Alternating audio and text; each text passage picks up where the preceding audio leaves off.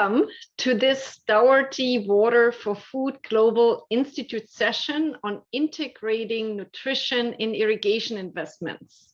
My name is Claudia Ringler and I'm with the International Food Policy Research Institute, and I have the honor of moderating today's exciting session.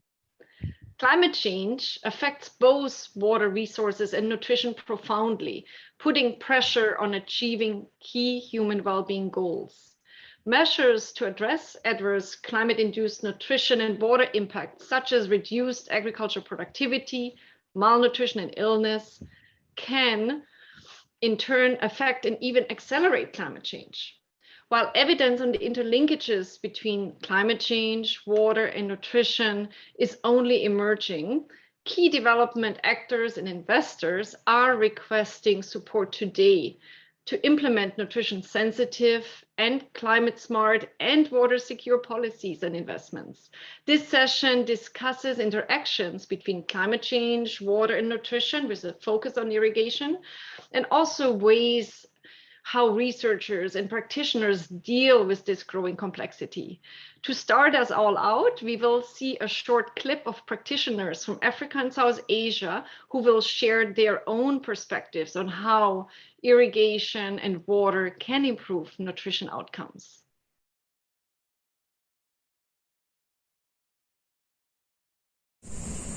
નમસ્તે, મારું નામ રેખાબેન મનુભાઈ રાઠોડ છે. આણંદ જિલ્લાના બોરિયાવી ગામથી આવું છું અને હું એક ખેત મજૂર બેન છું અને છેલ્લા 15 વર્ષથી અમે સેવા સાથે જોડાયેલા છે.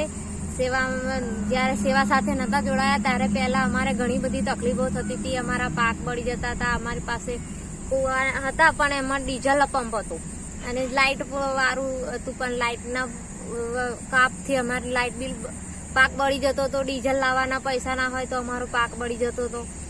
ત્યારે પછી અમે આવા ઘણા બધા ભાઈઓનું કુટુંબ છે, અમે એક સાથે રહીએ એટલે અમારે ઉત્પાદન સારું થાય ને એટલે અમે ખાઈએ શું, એટલે ખાવામાં પણ તકલીફ પડે. તો અમે જમવાનું બનાવીએ તો બધા ભાઈઓ જમી રહે, પછી અમે જમવા બહેનો બેસીએ તો અમારા ભાગ દાળ ભાત શાક રોટલી રહે કે ના રહે, અમારે ડુંગળી કે છાશ ને રોટલો પણ ખાવો પડે. અમારા શરીરને તકલીફ પડે, અમે બીમાર પણ થઈ જઈએ. દવામાં અમારા પૈસા થાય, દવા દારૂમાં. પણ જ્યારથી અમે સોલરમાં જોડાયા, સેવા સાથે જોડાયા અને અમે સેવા સાથે રહી અને લોન લઈ અને સેવામાં સોલર પંપ લીધો. પછી અમે પાણી બધે અમારા ખેતરોમાં વારીએ અને બીજાને પણ આપીએ અને અમારું ઉત્પાદન પણ સારું થાય અને જે બીજા પાણીના વધારાના પૈસા આવે અમારા ઘર ખર્ચ માટે ચાલે, અમારા બાળકોને સારું શિક્ષણ આપી શકીએ. આ બધું સેવાના કારણે થયું છે. સેવાનો ખૂબ ખૂબ આભાર. જય સેવા. Irrigation has huge importance for achieving nutritional outcomes. With expansion of irrigation in an area, farmers have better access to nutritious food, especially fruits and vegetables at lower prices. With increased income from irrigation, farmers can also diversify their diets and improve the health and well-being of their families.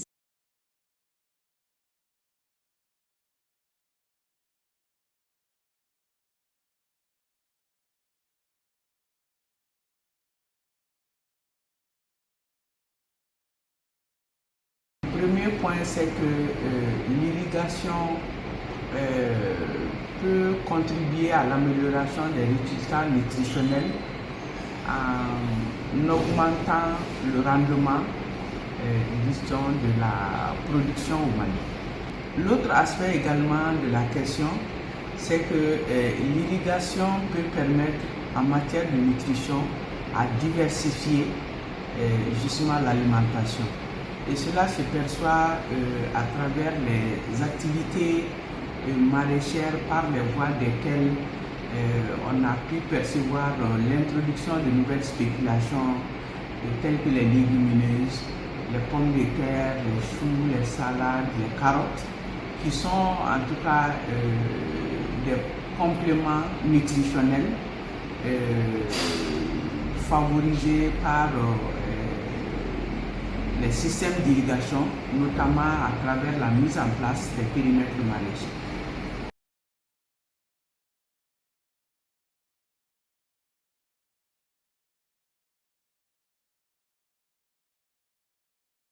When you use irrigation, evidence abounds that you have about 3 times more of the yield than when you produce under rain-fed farming, because you're able to control water availability on the farm. So with increased yield, there is increased availability of food, and this will go with affordability of food. Then the second pathway that I see is the seasonality in hunger and malnutrition that is associated with rain-fed agriculture. In rain-fed agriculture, you have the lean period, which is the period of no rain or water stress, and you have the rain period. So usually you have this, when there is no rain, food production is limited, and there is increased episode of hunger and malnutrition.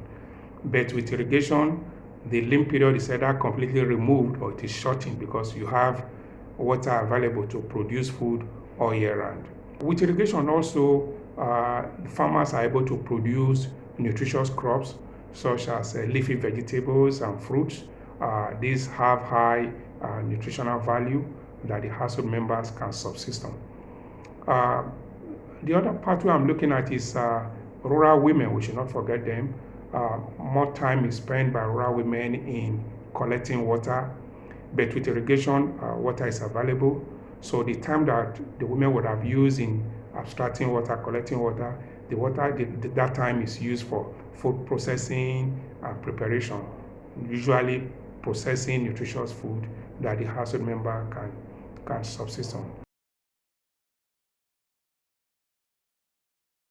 Now that we have heard from several voices on how irrigation can improve nutrition outcomes, I'd like to welcome Elizabeth Bryan to say a few words. Elizabeth is a senior scientist at the International Food Policy Research Institute. Elizabeth, what are the key linkages among climate, irrigation, and nutrition? Over to you. Okay, thank you so much for listening to this session. My name is Elizabeth Bryan. As Claudia said, I'm a senior scientist at IFPRI based in Washington, D.C., and I'm delighted to be here to talk about the linkages between irrigation and nutrition under a changing climate. Climate change has negative impacts on the flow of nutrition throughout the entire value chain, from production all the way to consumption. It lowers yields and decreases the nutritional content of crops.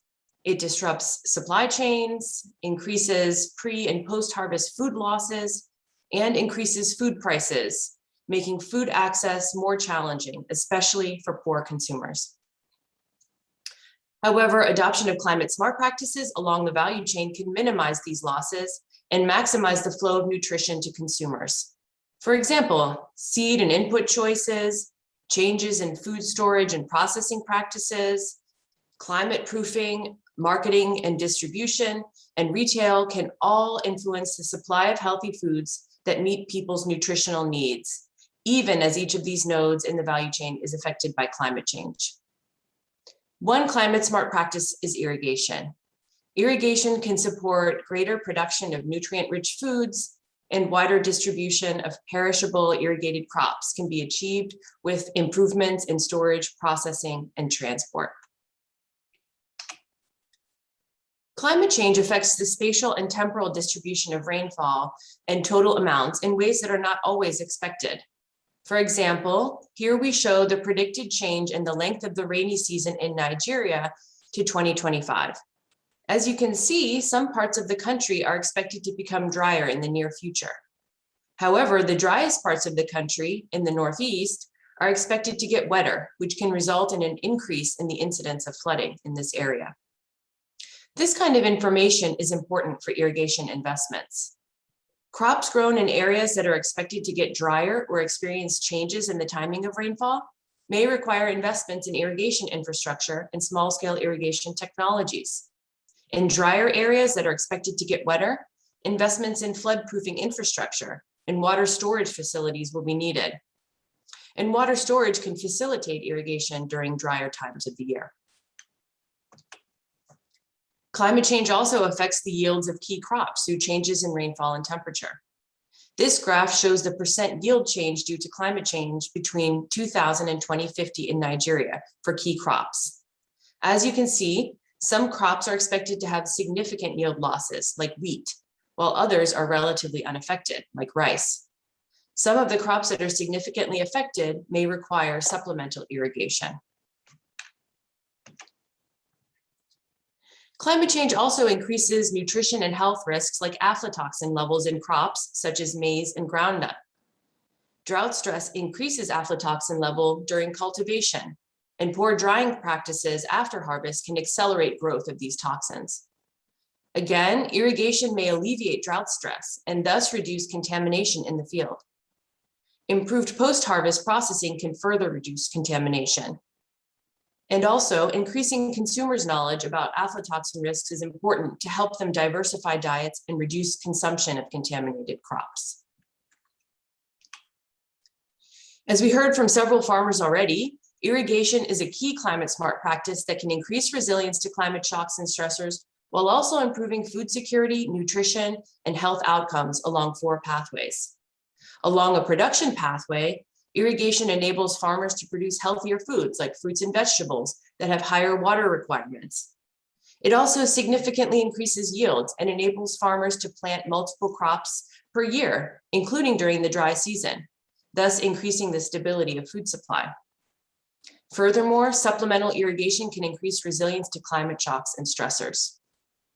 Along the income pathway, irrigation increases yields and profits from production. Farmers can sell irrigated crops in the market and increase expenditures on other nutritious foods like eggs or milk.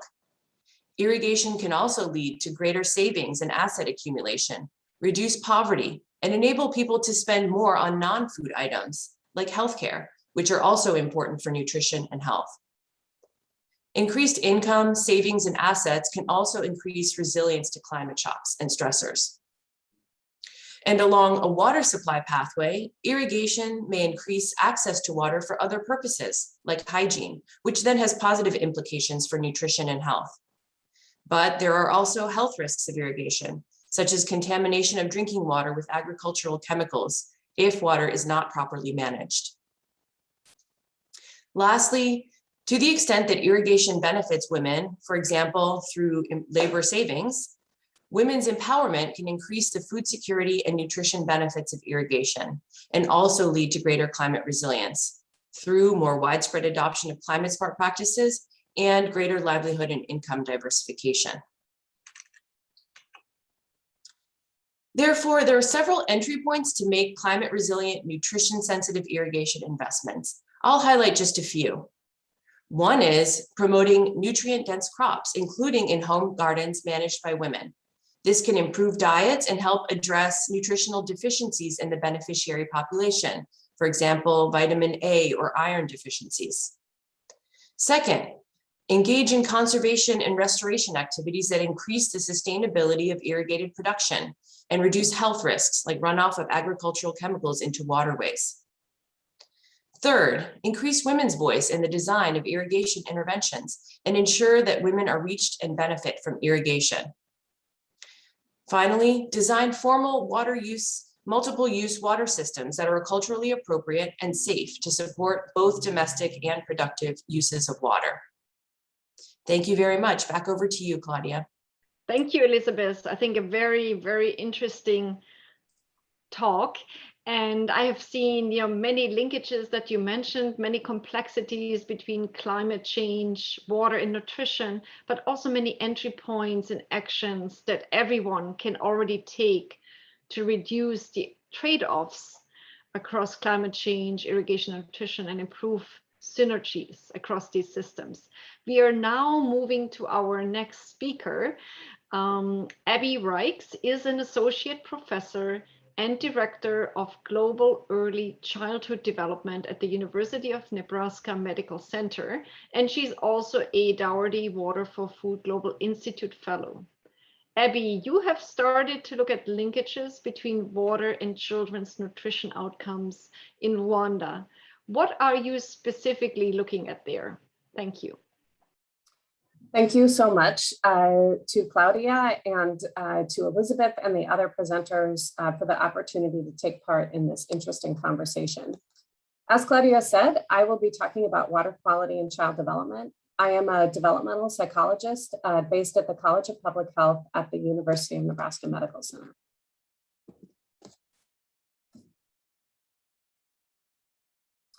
Okay, so our first question is, what does water have to do with child development?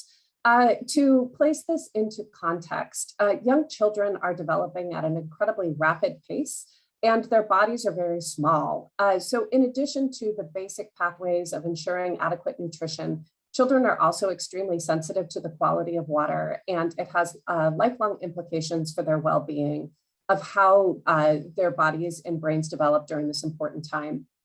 There are a number of pathways by which child development is affected, certainly through food quality and also through exposure to pathogens and toxins, as evidenced by high rates of stunting and undernutrition in many parts of the world, and also our growing understanding of how central nervous system development is affected by environmental influences.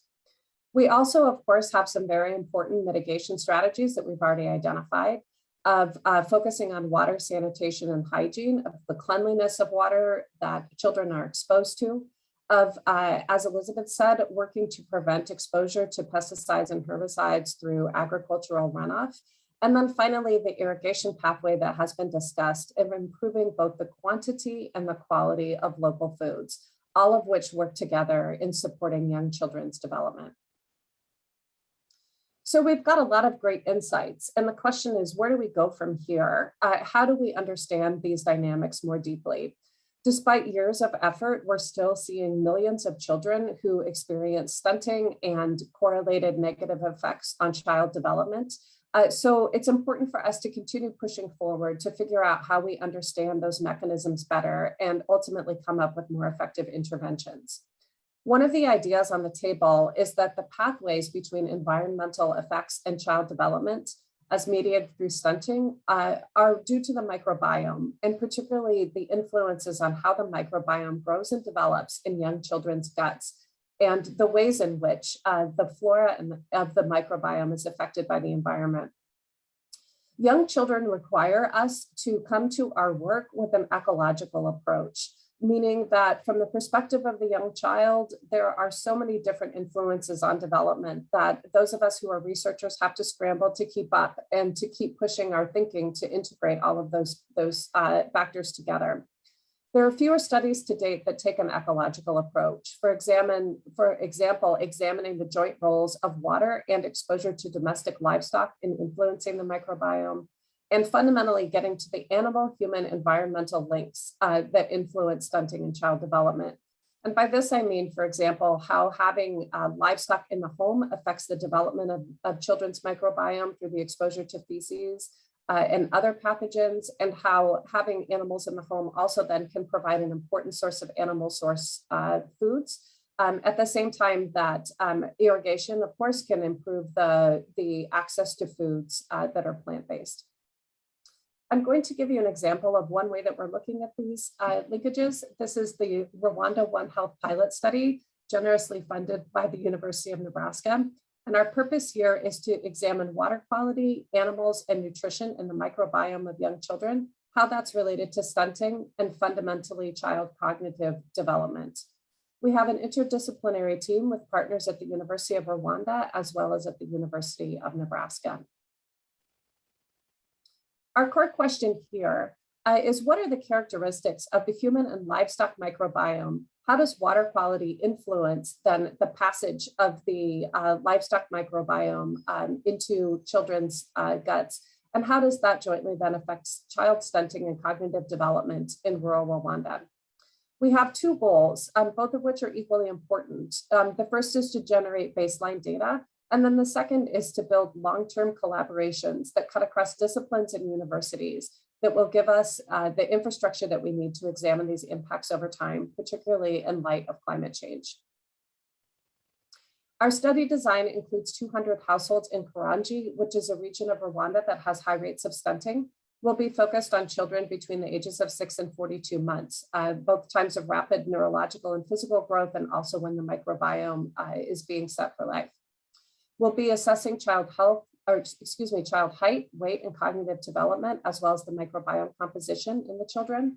We'll be taking fecal samples from each child and also from household animals, and then examining the water quality that comes from both household water and community sources.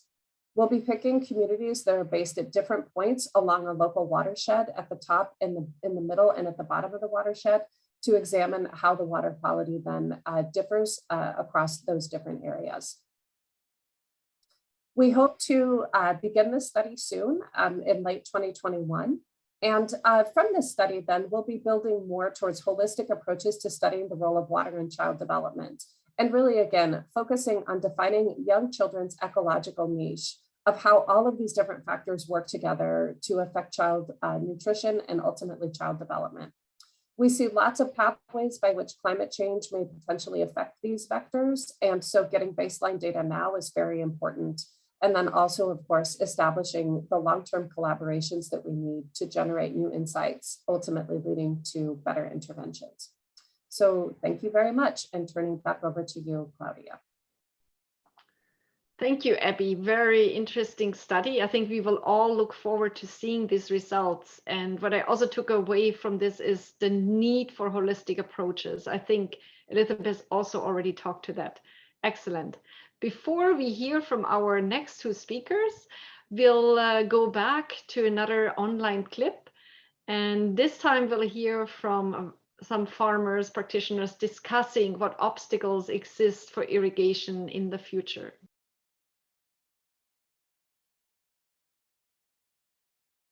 The first one is the degradation of natural resources and the resulting sedimentation that affects the lifespan of irrigation infrastructure. The second one is the reduction in the availability of water. On our farms, we increasingly see the connection between soil health, plant health, and animal health. Our goal is to grow high-yielding, nutritionally complete crops and animals with fewer inputs. Irrigation is a key tool for managing water and heat stress, which are limiting factors on plants' ability to achieve optimal health and productivity. What I see, one is there's the likelihood of increased conflict among water users. Yeah, it is becoming very obvious.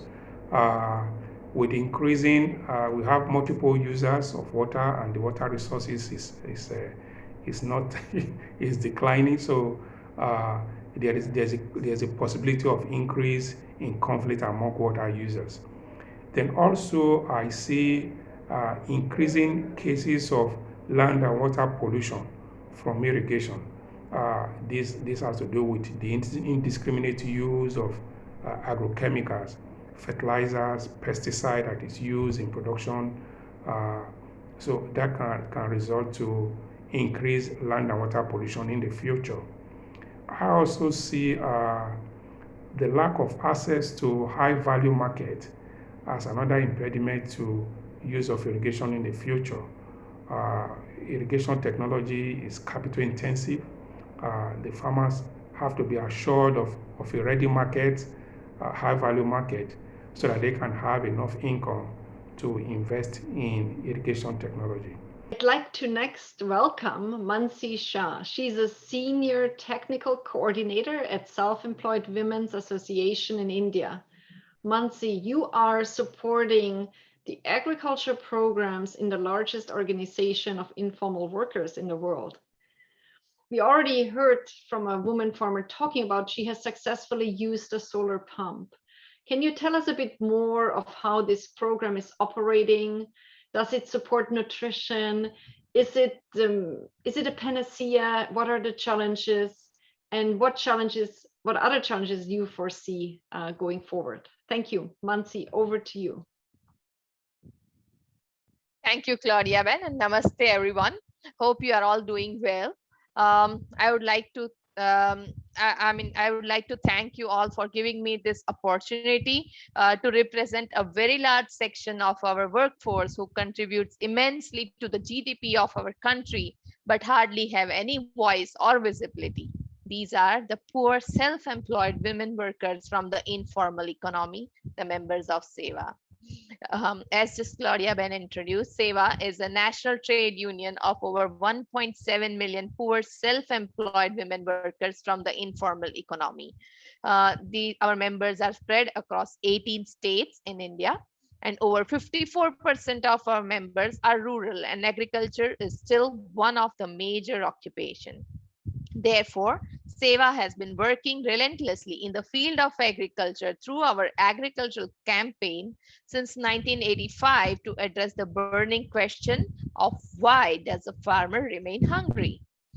Working with these small and marginal farmers have made us realize that while the world of work while in the world of work, the issues of access to water, energy, finance, and livelihood are all considered individual issues and dealt exclusively.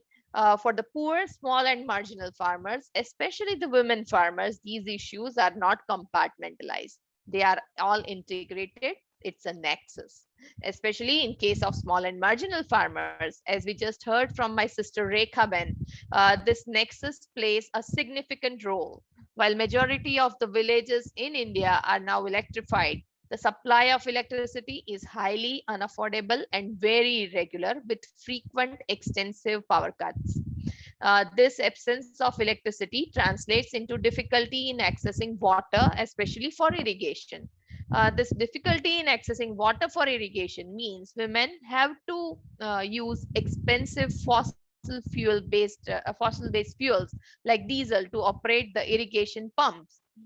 With the diesel prices soaring rampantly over the past decade, the poor and small marginal farmers often end up having hardly any money to irrigate their fields in timely manner, impacting the yield and quality of their crops.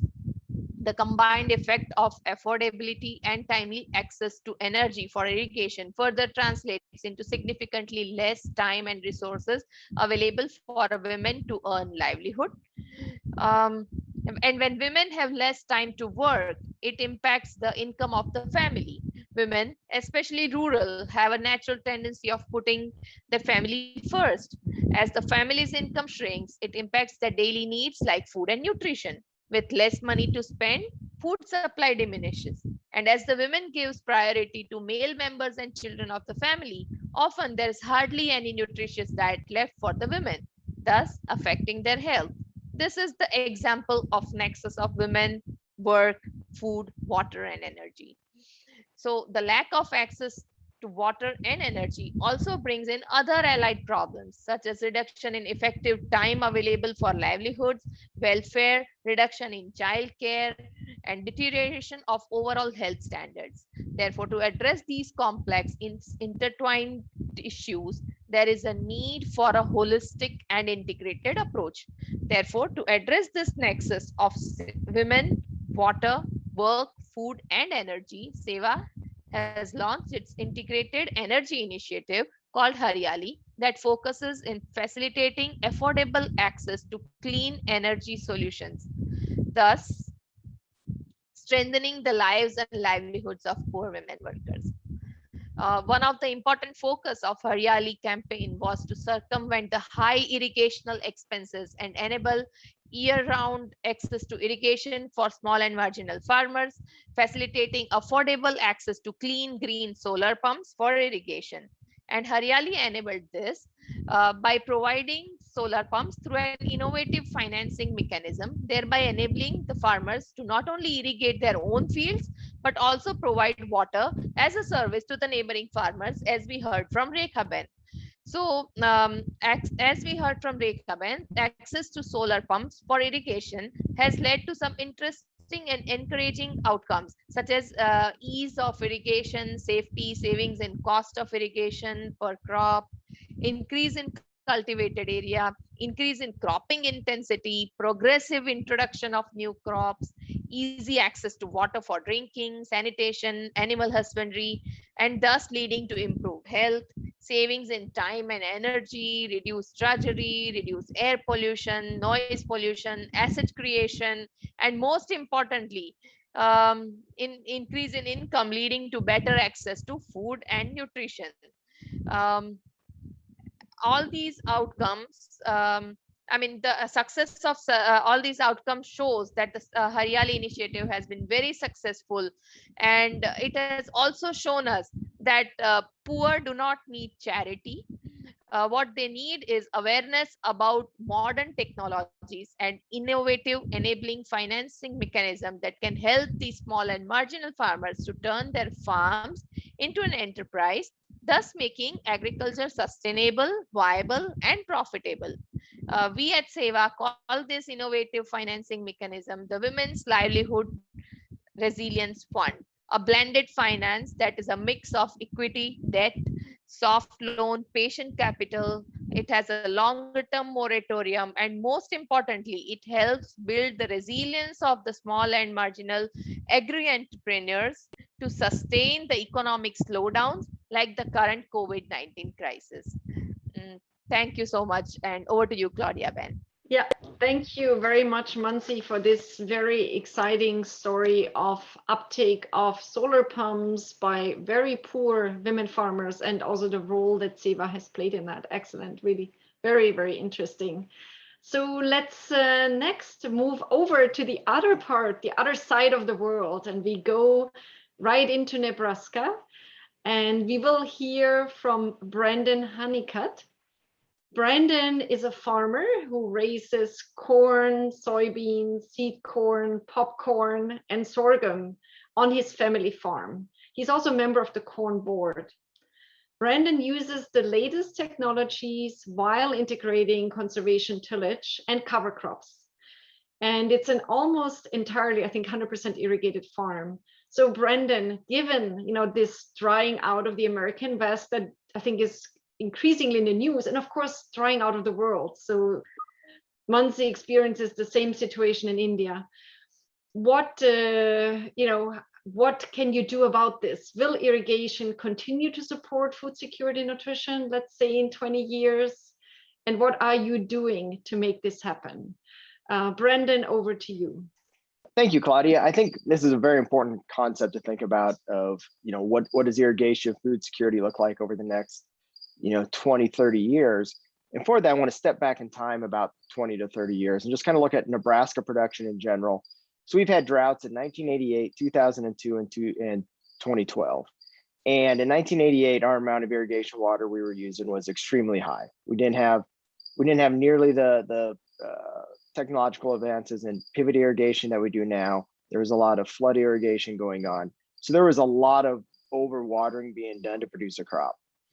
We fast forward to 2002, and we started to see this change in irrigation equipment. New pivots were going up, better sprinkler packages, better utilization of water.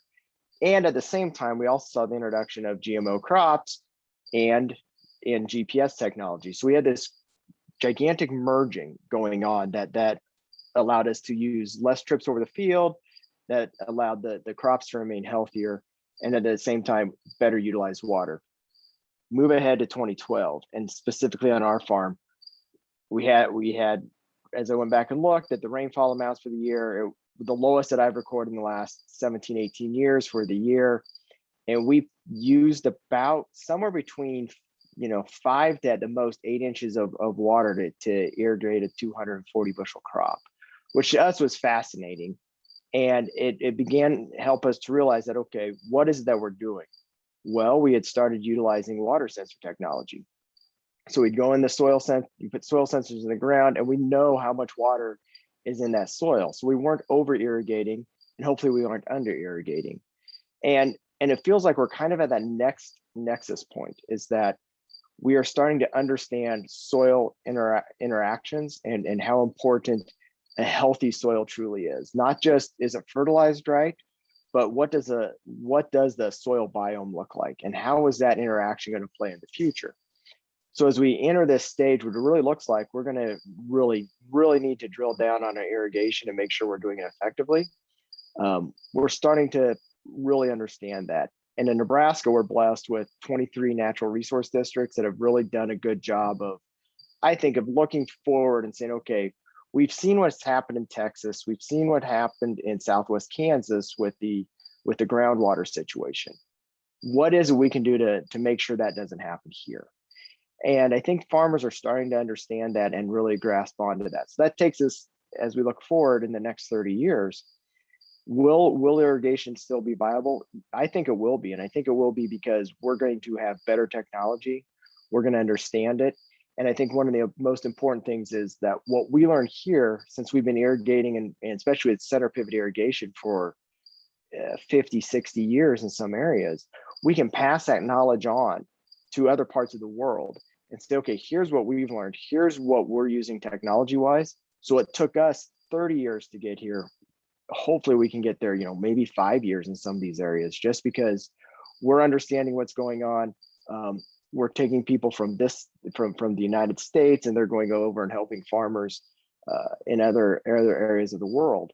And will that make it viable? I think it will. It's just that we're at that very important time of really taking control of the water situation. And that's not just Nebraska. We see what's going on in California as well. And we're in Nebraska, we're raising corn, soybeans, cattle, sugar beets, wheat. We know how important some the vegetable and fruit and nut crops are in California, and we need to make sure that stays viable as well. And I think we will get there because the technology is there, and we have people really worried about sustainability. How do we integrate cover crops? How do we find the next biologicals that'll help keep the plant healthier? And so it's a really fascinating time. And I really do think that most farmers, the vast majority of the farmers, we don't want to pump too much water. It costs money.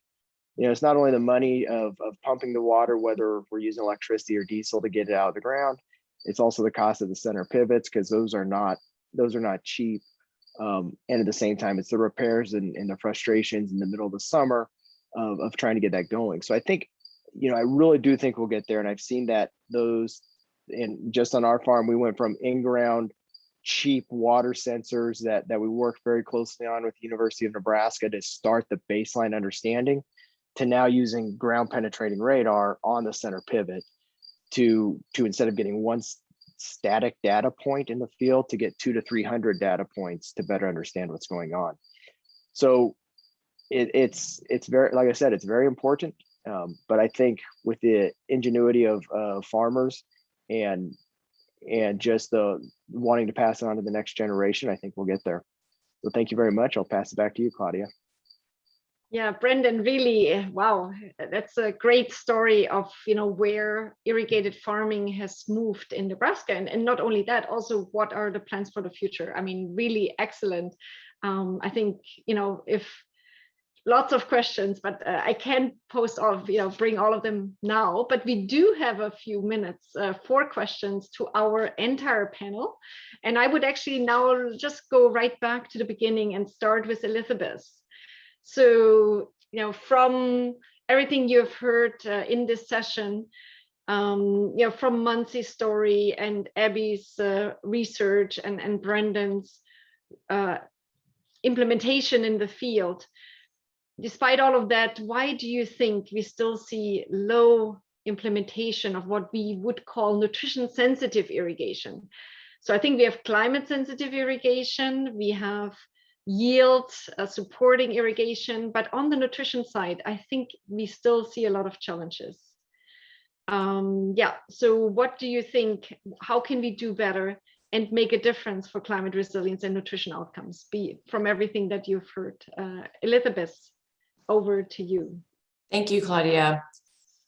Yeah, I think one of the reasons that we have not really implemented a lot of nutrition sensitive irrigation is that, we've had evidence for a long time that irrigation can increase yields and income and maybe even contribute to climate resilience. I think the evidence on the nutrition benefits of irrigation is relatively newer. So I think a lot of project designers are simply not as aware of these additional potential benefits that they can achieve through irrigation with just some simple adjustments or additions to their program design. I think another challenge is just a general lack of communication and coordination between agricultural and health communities in many countries, which makes it difficult to coordinate efforts to boost yields, but then also lead to some nutritional benefits of these interventions. So improving cross-sectoral planning and coordination could likely lead to better and improved programming in this area. And lastly, I think the pathways that I talked about in my presentation, there's so many different pathways. And so it's not always the same intervention will work in the same way in every context. You can't just add a home garden aspect of your intervention and expect to have nutrition benefits. Sometimes the income pathway might be the more appropriate pathway to pursue to lead to the greatest impacts on nutrition. So I think just having to understand this bigger, more complex picture can make it more difficult. And then applying that to a specific context to maximize those nutrition benefits is the challenge. And I think with greater awareness and understanding of these different pathways, I think we'll be able to achieve more nutrition sensitive irrigation in the future. So thanks a lot for the question. Back over to you, Claudia. Okay, great. Very good to hear that more is being done, and we also just need to measure the achievements to date. So that's really great.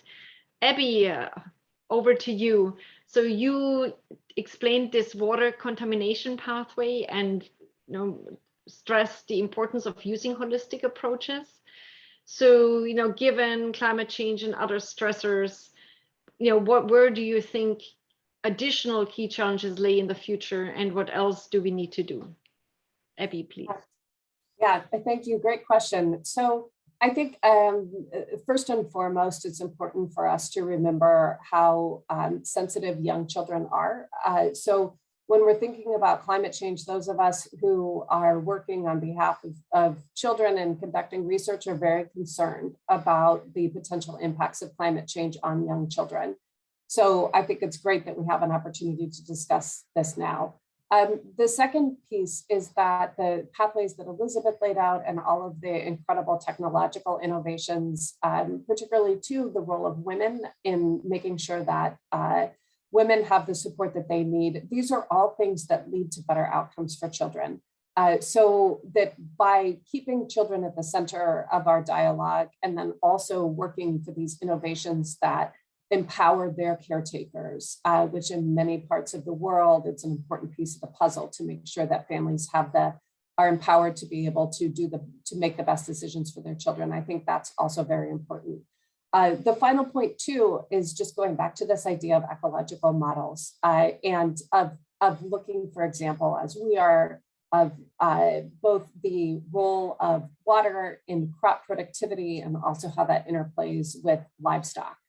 Of the different types of combinations that we can put together that will lead to both good nutrition and also clean water and also resilience in light of climate change. So we certainly have plenty of work to do over the next 10 to 20 years, but lots of faith in the various creativity and innovation around the world. Thank you. Okay, great. Really a great message that you're leaving us with, Abbie. Now back to Brendan. So yeah, you said you're already working with farmers from the South. Can you say a bit more, and what advice would you give Self-Employed Women's Association? How could you work with them? Like, what are technologies that could be transferred beyond Nebraska? Thank you, Brendan. Yeah, thanks, Claudia. I really think some of the technologies it really seems like when we get into the water, the soil sensor technology, that seems like the easiest one to move over, because you can start to learn, whether it's water holding capacity of the soils, which we already understand somewhat from organic matter, et cetera, but also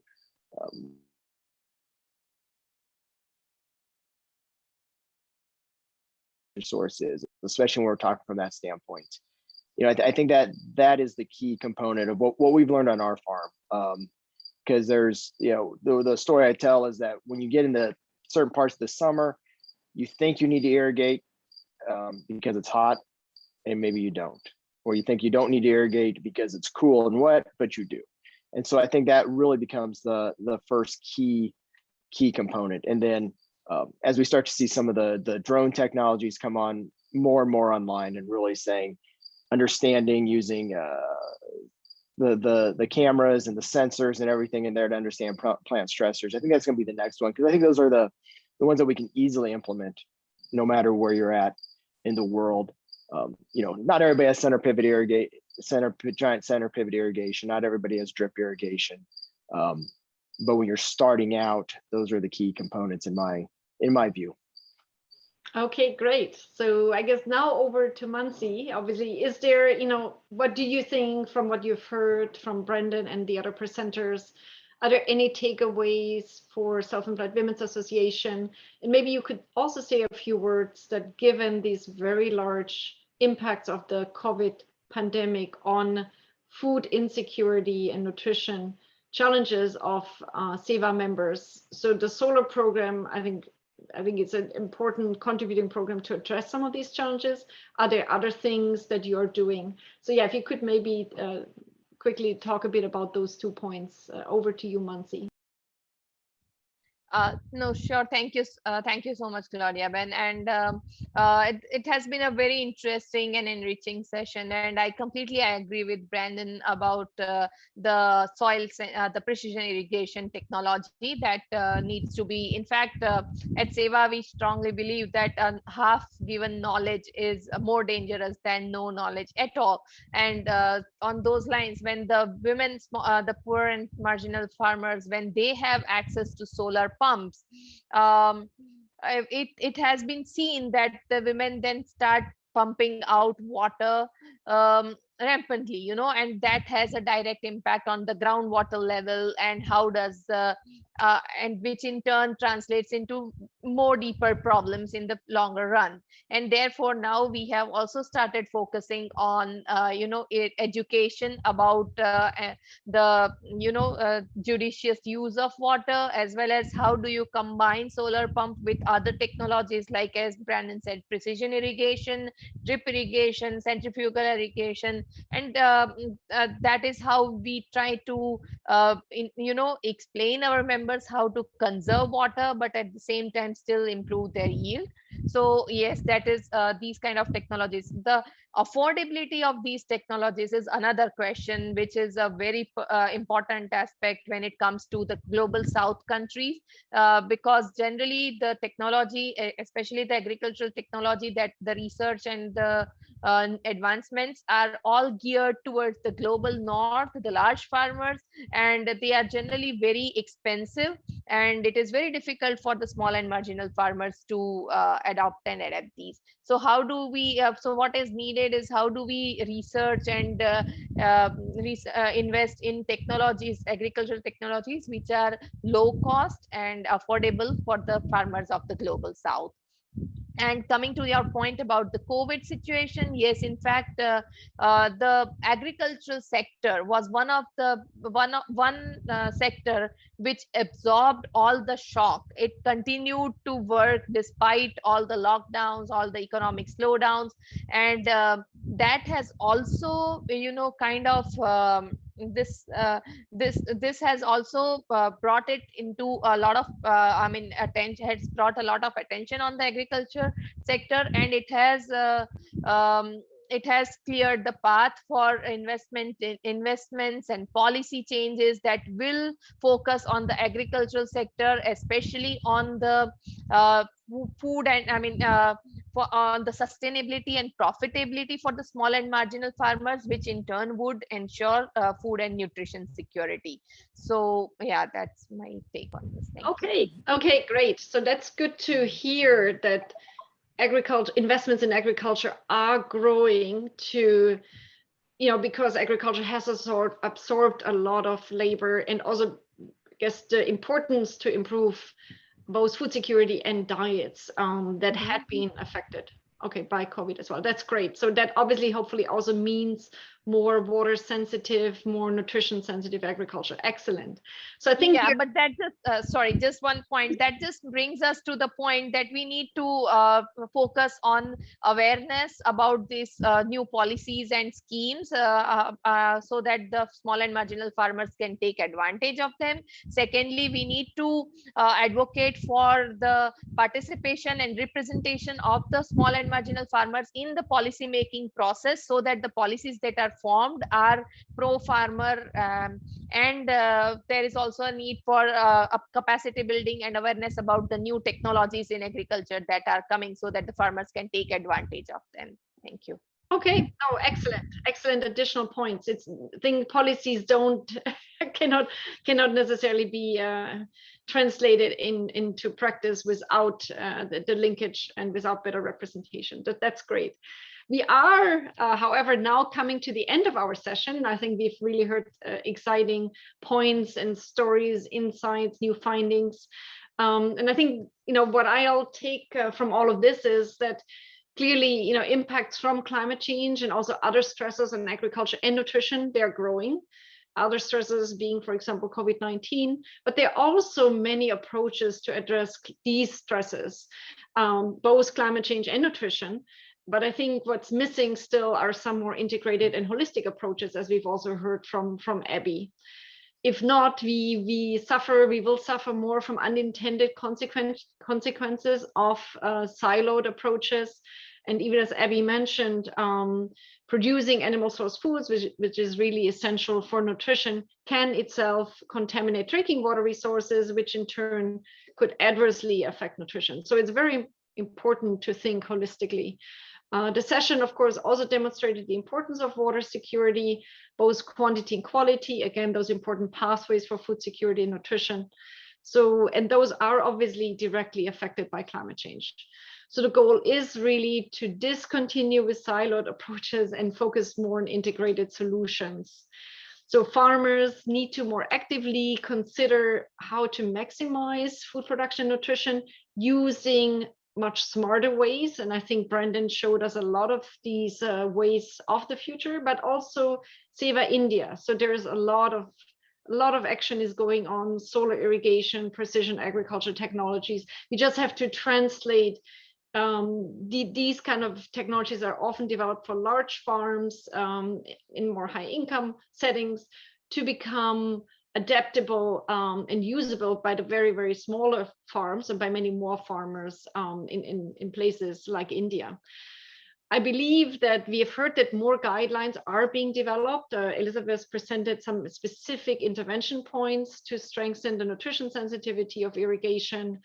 More research is being done by researchers like Abbie, who's trying to ensure that what we are doing improves outcomes for everyone, and particularly for our children. So I think, lots of thoughts to think further about. And I think all of you in the audience are either involved on the consumption nutrition side, or on the production side, or on the research side, or on all of these areas. And so I hope you can take forward some of these messages. Let's work together to make change happen. Thank you very much.